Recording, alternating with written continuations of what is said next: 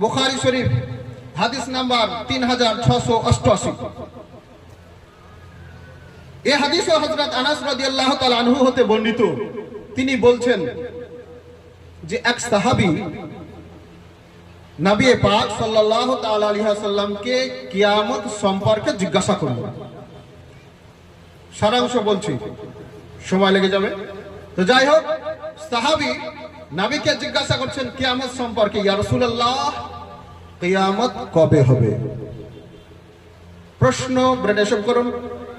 সাহাবী বলছেন, ইয়া রাসূলুল্লাহ কিয়ামত কবে সংঘটিত হবে জানার জন্য, যে আমাকে আমল করতে হবে, সময় কতটা আমি পাবো কি পাবো না, কিয়ামতের জন্য আমাকে প্রস্তুত হতে হবে, এই বিষয়ে জানার জন্য নবীর দরবারে আদব সহকারে জিজ্ঞাসা করছেন, ইয়া রাসূলুল্লাহ কিয়ামত কবে সংঘটিত হবে? সাহাবীর প্রশ্ন শুনে নবী আরেকটা প্রশ্ন করলেন। সরাসরি উত্তর দেননি। নবী সাহাবীকে একটি প্রশ্ন করছেন, ওয়া মা যা আ'দাদতা লাহা, হে আমার সাহাবী, তুমি যে কিয়ামত সম্পর্কে প্রশ্ন করছো, কিয়ামত কবে সংঘটিত হবে, তুমি কিয়ামতের জন্য কি প্রস্তুতি নিয়েছো? বাক্যটা আবার শুনুন। নবী আমার বলছেন যে সাহাবী, যে কিয়ামত সম্পর্কে তুমি প্রশ্ন করছো, কিয়ামত কবে হবে, এই কিয়ামত সম্পর্কে তুমি কি প্রস্তুতি নিয়েছো, কি সম্বল গুছিয়েছো? নবী আমার খুব আদর সহকারে বললেন, জিজ্ঞাসা করলেন। এরপরে নবীর প্রশ্নের পরে সাহাবী উত্তর দিচ্ছেন। উত্তরটা খুব মনোযোগ সহকারে শুনুন। অনেকে আমরা নামাজি রয়েছি, হাজি রয়েছি, সাধারণ মুসল্লি রয়েছি, অনেক এমন ইবাদত আমরা করি, কিন্তু সেই সাহাবী উনিও নামাজি ছিলেন, রোজাদার ছিলেন, দানকারী ছিলেন, বিভিন্ন আমল ইবাদতের ব্যক্তি ছিলেন। তিনি উত্তর কি দিচ্ছেন? নবী পাক প্রশ্ন কি করলেন, যে তুমি কিয়ামতের জন্য কি প্রস্তুতি নিয়েছো? এর উত্তরে সাহাবী বলছেন, ইয়া রাসূলুল্লাহ আমি আল্লাহ ও আল্লাহর রাসূলকে মহব্বত করার চাইতে আর বেশি কিছু তৈরি করতে পারিনি। বলে সুবহানাল্লাহ। বুখারী শরীফের হাদিস 3688 নম্বর। ক্লিয়ার ভাবে সাহাবী উত্তর দিচ্ছেন।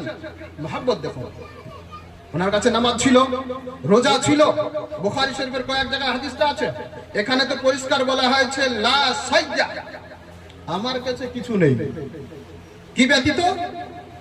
আপনার ও আল্লাহর মহব্বত ব্যতীত। অর্থাৎ ইয়া রাসূলুল্লাহ আপনি যে প্রশ্ন করলেন কিয়ামতের জন্য কি তৈরি করেছো, কি প্রস্তুতি নিয়েছো, এর জন্য উনি উত্তর দিলেন যে আমি শুধুমাত্র আল্লাহ ও আল্লাহর রাসূল সাল্লাল্লাহু তাআলা আলাইহি ওয়াসাল্লামের মহব্বত গুছিয়েছি, এটাই প্রস্তুত নিয়েছি। এটা ছিল সাহাবীর উত্তর। এই সাহাবীর উত্তরের পর এই হাদিসটাই আবার বুখারী শরীফের অন্য জায়গায় আছে, ওখানে আরো ক্লিয়ার করে বলেছেন, বেশি নামাজ গোছাতে পারিনি, বেশি রোজা গোছাতে পারিনি, অন্যান্য আমল ইবাদত বেশি গোছাতে পারিনি, কিন্তু যেটি গুছিয়েছি, যেটি প্রস্তুতি নিয়েছি, আল্লাহ আল্লাহর রাসূলের ভালোবাসা। বলে সুবহানাল্লাহ। সাহাবীর উত্তর শেষ হলো। এরপরে নবী আমার বলছেন, এই জুমলা, এই বাক্যটাও ব্রেনে সেভ করো। আরবি বলছি, বাংলাটা বলে দেবো, বাংলাটা সেভ করবেন। সাহাবীর এই কথার পর যখন বললেন আমি আল্লাহর রাসূলকে ভালোবাসি, মহব্বত করি, এই মহব্বত আমি গুছিয়েছি, তৈরি করেছি, একত্রিত করেছি কিয়ামত দিবসের জন্য।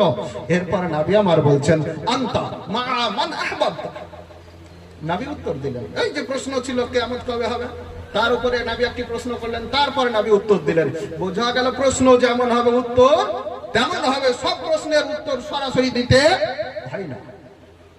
তো যাই হোক, নবী আমার বলছেন যে এবার উত্তর দিচ্ছেন। উত্তর কি দিলেন? নবী আমার বললেন যে তুমি যাকে ভালোবাসবে হাসর ময়দানে তার সঙ্গেই থাকবে। কি বললেন নবী? উত্তর, তুমি যাকে ভালোবাসবে, যার সঙ্গে মহব্বত করবে, তার সঙ্গে তোমার কিয়ামত হাসর হবে। আমরা এখানে উপস্থিত হয়েছি, অনেক মানুষ আমরা পৃথিবীতে দেখছি। এই নবীর বাক্যটা যদি আমরা ব্যবহার করি, অনেকে আমরা খুশি হতে পারবো না। কেন? আমাদের ভালো মানুষের সঙ্গে সম্পর্ক যাদের আছে তারা তো আমরা খুশি হয়ে যাব, কিন্তু যারা আমাদের মধ্যে হতে ভালো মানুষের সঙ্গে সম্পর্ক করতে পারেনি, তারা কিন্তু খুশি হবে না। কিন্তু সাহাবায়ে কেরাম নবীর এই বাক্যটা কিভাবে নিয়েছিলেন? বুখারী শরীফের হাদিস।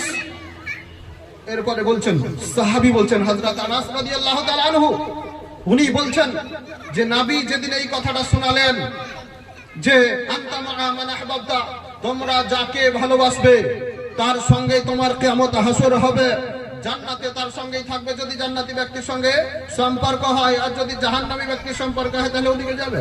তো যাই হোক, নবী যখন বললেন এই কথাটি, হযরত আনাস সাহাবী বলছেন যে আমরা নবীর এই কথাটি শুনে, কি কথা?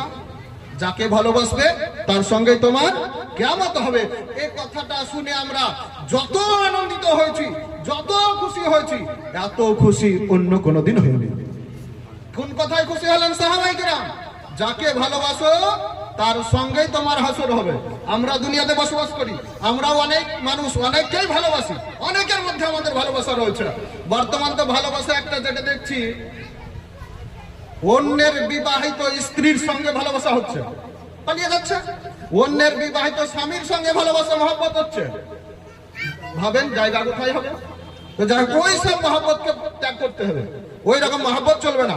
তো যাই হোক, ব্রাদার ইসলাম, নবী পাক সাল্লাল্লাহু আলাইহি ওয়াসাল্লামের এই কথা শোনার পর সাহাবী আনাস রাদিয়াল্লাহু তাআলা আনহু বলছেন, ওই দিন আমরা বিশাল খুশি হয়েছিলাম, অনেক আনন্দিত হয়েছিলাম।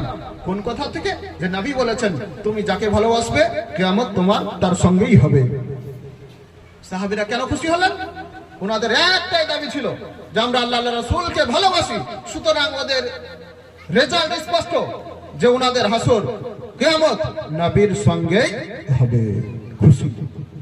এরপরে হযরত আনাস রাদিয়াল্লাহু তাআলা আনহু আরো স্পষ্ট করছেন, উনি এত খুশি হয়ে নিজে প্রকাশ করছেন, ইয়া রাসূলুল্লাহ, আমি নবীকে ভালোবাসি। কে বলছেন?